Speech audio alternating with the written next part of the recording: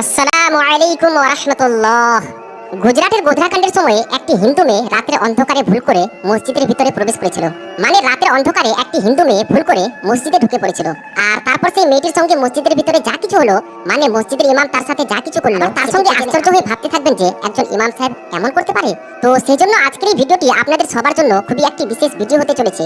আপনি হিন্দু অথবা মুসলমান যাই হন না কেন, আপনার কাছে একটি ছোট্ট রিকোয়েস্ট, আপনি ভিডিওটিকে শেষ পর্যন্ত অবশ্যই দেখবেন। আর যদি আমাদের কাজ আপনাদেরকে ভালো লেগে থাকে তাহলে ভিডিওটিকে অবশ্যই একটি লাইক করবেন। 27শে ফেব্রুয়ারি 2002 সালের তারিখকে কে না জানে, কেননা এটি সেই তারিখ যেটি ভারতের ইতিহাসকে একেবারে সম্পূর্ণভাবে পরিবর্তন করে রেখে দিয়েছিল। এটাই সেই দিন যেদিন হিন্দু এবং মুসলমানদের মধ্যে গুজরাটের গোধরাতে দাঙ্গা শুরু হয়েছিল, আর যেখান থেকে হাজার হাজার নিষ্পাপ অসহায় মানুষ মারাও গিয়েছিল। আর যে ঘটনার পর গুজরাটের হিন্দু এবং মুসলমানদের মধ্যে খুবই ভেদাভেদ হতে শুরু হয়ে যায়।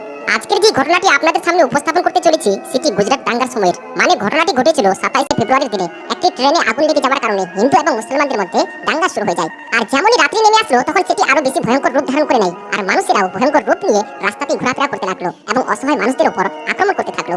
তো ঠিক এই সময়ে গুজরাটের আহমেদাবাদ শহরে এক হিন্দু মেয়ে নিজের ঘরে ফিরছিল। আর এরই মধ্যে সেই মেয়েটি দেখলো তার সামনে হাজারো লোক তলোয়ার নিয়ে এবং উচ্চ আওয়াজ করতে করতে এগিয়ে আসছে। আর যেটিকে দেখে সেই হিন্দু মেয়েটি খুবই ঘাবড়ে গেল, এদিক ওদিক ছুটাছুটি করতে লাগলো, ভয়ে অনেক সমস্ত ঘরের দরজাতেও কড়া নাড়তে লাগলো, কিন্তু এমন অবস্থাতে কেউই নিজের ঘরের দরজা খুললো না।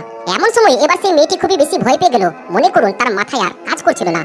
তো এমনই ছুটাছুটি করতে করতে সে ঘাবড়ে গিয়ে একটি মসজিদের ভিতরে প্রবেশ করে ফেললো, মানে ভুলবশত সে একটি মসজিদের ভিতরে ঢুকে পড়লো। আর তারপর মসজিদের একটি কোণাতে চুপ করে গিয়ে বসে পড়লো। মসজিদে প্রবেশ করতেই সেই মেয়েটি দেখলো যে মসজিদের অন্য কোণাতে একজন যুবক মৌলভী সাহেব বসে বসে কোরআন তেলাওয়াত করছেন, মানে চিরাগ জ্বালিয়ে একজন মৌলানা কোরআন পড়ছেন। মৌলানাকে দেখে সেই হিন্দু মেয়েটি তার কাছে এগিয়ে গেল এবং বাইরের সমস্ত ঘটনা খুলে বলল। মানে সেই মৌলভীকে বলল যে কেমন করে সে নিজের ঘরে যাচ্ছিল, কিন্তু হঠাৎ করে তার সামনে দাঙ্গাকারীরা উপস্থিত হয়ে যায়, আর সেই কারণে ভয়ে ভীত হয়ে সে মসজিদের ভিতরে প্রবেশ করে নিয়েছে। আর এরপর সেই মেয়েটি মৌলানা সাহেবের সামনে হাত জোড় করে বলতে লাগলো, আপনি আমাকে বাঁচিয়ে নিন, আপনি আমার হেফাজত করুন। যদি আমি এই সময় বাইরে যাই তাহলে বাইরে থাকা দাঙ্গাকারীরা আমাকে হত্যা করে ফেলবে। এখন বাইরের অবস্থা খুবই খারাপ, এমন অবস্থাতে আমি আমার ঘরের দিকে যেতে পারবো না। আর এই জন্যই আমি রাত্রিভর এখানেই থাকতে চাইছি, আর এখানেই আজকে রাত অতিবাহিত করতে চাইছি। তারপর সেই হিন্দু মেয়েটি হাত জোড় করে মৌলানার সঙ্গে বলতে লাগলো, আমি আপনার কাছে হাত জোড় করে মিনতি করছি, আপনি আমাকে রাতটুকু এখানে থাকার অনুমতি দিন। তো হিন্দু মেয়েটির এমন কথা শুনে মৌলভী সাহেব এবার খারাপ হয়ে দাঁড়ালেন আর বাইরের দরজার কাছে গেলেন, আর গিয়ে বাইরের আবহাওয়া দেখলেন। মৌলভী সাহেব দেখলেন যে বাইরের অবস্থা সত্যি খুবই খারাপ। অনেক সমস্ত মানুষ হাতে লাঠি পাথর নিয়ে এদিক ওদিক ঘোরাফেরা করছে, অনেক সমস্ত মানুষ আবার মসজিদের বাইরে হাতে তলোয়ার নিয়ে খাড়া হয়ে দাঁড়িয়ে আছে। আর যেটিকে দেখে মৌলভী সাহেব খুব ভয় পেয়ে গেলেন। এরপর সেই মৌলভী সাহেব দরজা বন্ধ করে দিলেন আর হিন্দু মেয়েটিকে মসজিদে থাকার জন্য অনুমতিও দিয়ে দিলেন। আর তারপর সেই হিন্দু মেয়েটি মসজিদের একটি কোণাতে গিয়ে বসে পড়লো, আর দ্বিতীয় কোণাতে মৌলানা সাহেব পুনরায় কোরআন পড়তে শুরু করলেন। সেই ইমাম সাহেবের সামনে একটি চেরাগ বাতি রাখা ছিল, আর যেটি হালকা আলোতে মিটমিট করে জ্বলছিল। এরপর সেই হিন্দু মেয়েটি ইমাম সাহেবকে দেখতেই থাকলো। কিছুক্ষণ পর মেয়েটি দেখলো মৌলানা সাহেব কোরআন পড়া বাদ দিয়ে নিজের আঙুলকে সেই চেরাগ বাতির আলোকে চেপে ধরে রেখেছেন। তারপর আবার কিছু সময় পর ইমাম সাহেব নিজের আঙুলকে সেই চেরাগের আলো থেকে উঠিয়ে নিলেন, আর তারপর আবার তিনি কোরআন পড়তে থাকলেন। এর কিছু সময় পর সেই মেয়েটি আবার দেখলো যে ইমাম সাহেব সেই একই কাজ আবার করতে শুরু করলেন, মানে তিনি নিজের আঙুলকে আবার সেই চেরাগের আলোতে ধরলেন। তারপর আবার কিছু সময় নিজের আঙুলকে জ্বালিয়ে নেওয়ার পর উঠিয়ে নিলেন, আর তারপর আবার কোরআন পাঠ পড়তে শুরু করলেন।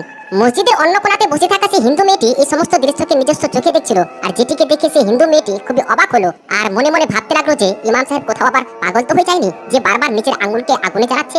আর এমনই ভাবতে ভাবতে সেই মেয়েটির ঘুম চলে আসলো, আর সে ঘুমিয়ে পড়লো। আর সম্পূর্ণ রাত তার এমন ভাবে অতিবাহিত হয়ে গেল। এরপর একটা সময় আবার ভোরের নামাজের সময় শুরু হয়ে গেল, আর এরপর ইমাম সাহেব ফজরের নামাজ আদায় করার জন্য উঠে পড়লেন। আর দরজার কাছে গিয়ে বাইরের আবহাওয়া দেখতে লাগলেন, দেখলেন যে কোনো মানুষই আর সেখানে নেই, আর দাঙ্গাকারীরাও সেখান থেকে চলে গেছে। তো এরপর ইমাম সাহেব সেই মেয়েটির কাছে গিয়ে তাকে উঠালেন আর বললেন, বোন তুমি তাড়াতাড়ি উঠে পড়ো, কেননা এখন আমাদের নামাজের সময় হয়ে গেছে, আর কিছু সময় পরেই মসজিদে অনেক সমস্ত নামাজি চলে আসবে, সেই কারণেই তোমার এখানে থাকা ঠিক হবে না। যদি তোমাকে এখানে নামাজিরা দেখে নেয় তাহলে তাদের মধ্যে ভুল চিন্তা ভাবনা শুরু হয়ে যাবে, আর এই জন্য তুমি তাড়াতাড়ি এখান থেকে বেরিয়ে যাও। আমি বাইরের পরিস্থিতি দেখে আসলাম, সবকিছু শান্ত হয়ে গেছে, এখন তুমি কোনো রকম ভয় না করে তোমার ঘরে যেতে পারবে। আমার সঙ্গে এসো, আমি তোমাকে বাইরে পর্যন্ত ছেড়ে আসছি। এমনটি শুনে সেই হিন্দু মেয়েটি বলল, যদি বাইরের রাস্তা পরিষ্কার হয়ে যায় তাহলে আমার আর যেতে কোনো অসুবিধা হবে না, কিন্তু আমি যাওয়ার আগে আপনার সঙ্গে একটি কথা জিজ্ঞেস করতে চাইছি, আপনার যদি অনুমতি থাকে তাহলে আমি বলতে পারি। ইমাম সাহেব বললেন, অবশ্যই জিজ্ঞেস করো, কি জিজ্ঞেস করার আছে। তারপর সেই হিন্দু মেয়েটি বলল, ইমাম সাহেব আপনি রাত্রিতে কোরআন তেলাওয়াতের সময় আপনার আঙ্গুলকে চেরাগের আলোতে কেন বারবার ধরছিলেন, কেন বারবার জ্বালাচ্ছিলেন? এটি শুনে ইমাম সাহেব বললেন, বোন তুমি যদি এই প্রশ্নটি জিজ্ঞেস না করতে তাহলে বেশি ভালো হতো, কেননা এটি আমার নিজস্ব ব্যাপার, আর এই জন্য আমি তোমাকে এটি জানানোর প্রয়োজন মনে করছি না। কিন্তু সেই মেয়েটি বলতে লাগলো, যতক্ষণ আপনি এর সম্বন্ধে আমাকে সঠিক উত্তর না দিচ্ছেন ততক্ষণ পর্যন্ত আমি মসজিদ থেকে বাইরে বেরো হব না। আর এই জন্য ইমাম সাহেবকে বাধ্য হয়ে বলতে হলো। যারপর মৌলানা সাহেব বললেন, দেখো বোন, কথা হলো গিয়ে যখন তুমি রাত্রিতে মসজিদের ভিতরে প্রবেশ করলে তখন তোমার সৌন্দর্যতা দেখে শয়তান আমাকে উস্কাতে শুরু করলো। আর সেজন্য আমার হৃদয়ে এবার খাহিশ চাহিদা বাড়তে থাকলো। তোমাকে দেখার পর আমার মনে নোংরা নোংরা চিন্তা ভাবনা আসতে শুরু হয়েছিল। আর এই জন্য আমার মন আমাকে সঙ্গে সঙ্গে বলে উঠলো, যদি তুমি খারাপ কাজ করো, যদি তুমি নোংরা কাজ করো, তাহলে কাল কিয়ামতের দিনে উত্তপ্ত আগুনে জ্বলার জন্য প্রস্তুত হয়ে যাও। আর যেটি এই দুনিয়ার আগুনের থেকে 70 গুণ বেশি উত্তপ্ত হবে।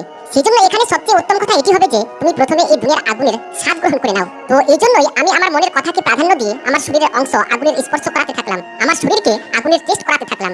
আর আমার নাফসকে বলতে থাকলাম, যদি তোমার মধ্যে আগুনের তাপ সহ্য করার ক্ষমতা থেকে থাকে তাহলে তোমার যা ইচ্ছে তাই করো। যদি তুমি এই আগুনের তাপ সহ্য করতে পারো তাহলে তুমি এই গুনাহকে নির্ভয় করতে পারো। আর এই কারণেই রাত্রিতে আমার মস্তিষ্কে যখন যখন নোংরা চিন্তা ভাবনা আসছিল তখন তখন আমি আমার আঙ্গুলকে চেরাগের আলোতে জ্বালিয়ে দিচ্ছিলাম আর আগুনের স্বাদকে গ্রহণ করাচ্ছিলাম। আর তারপর সেই আগুনের তাপকে দেখে আমার মন সমস্ত রকম কুচিন্তা থেকে বিরত থাকছিল। আর এমন করতে করতে আমার সম্পূর্ণ রাতও অতিবাহিত হতে থাকলো। একটা কথা অবশ্যই মনে রাখবেন যে পুরুষ এবং মহিলারা আল্লাহ রাব্বুল আলামিনকে ভয় করে থাকে, সেই পুরুষ এবং মহিলাদেরকে আল্লাহ রাব্বুল আলামিন সবচেয়ে বেশি ভালোবেসে থাকেন।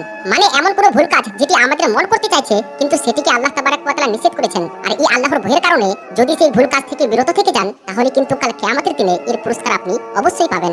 আর এখানে সবচেয়ে উত্তম কথা হলো, আপনি কারোর সরলতার, দারিদ্রতা এবং অসহায়ত্বের সময় যেন কখনো নিজের সুযোগ খুঁজতে যাবেন না। হয়তো কুদরত আপনাকে সেই পরিস্থিতিতে পৌঁছে দেবে। আল্লাহ তাবারাক ওয়া তাআলার কাছে দোয়া করি, আল্লাহ তাবারাক ওয়া তাআলা যেন আমাদের সকলকে এই সমস্ত দুনিয়াবি নোংরা চিন্তা ভাবনা থেকে সরিয়ে দিয়ে আর এর পরিবর্তে উত্তম আমল করার তৌফিক দান করেন। আমিন ইয়া রাব্বাল আলামিন। তো বন্ধুরা, আমরা আশা করছি যে আজকের এই ভিডিওটি আপনাদেরকে ভালো লেগেছে। যদি ভালো লেগে থাকে তাহলে একটি লাইক করবেন এবং চ্যানেলে যদি আপনি নতুন হয়ে থাকেন তাহলে চ্যানেলটিকে সাবস্ক্রাইব করবেন। আসসালামু আলাইকুম ওয়া রাহমাতুল্লাহি ওয়া বারাকাতুহু।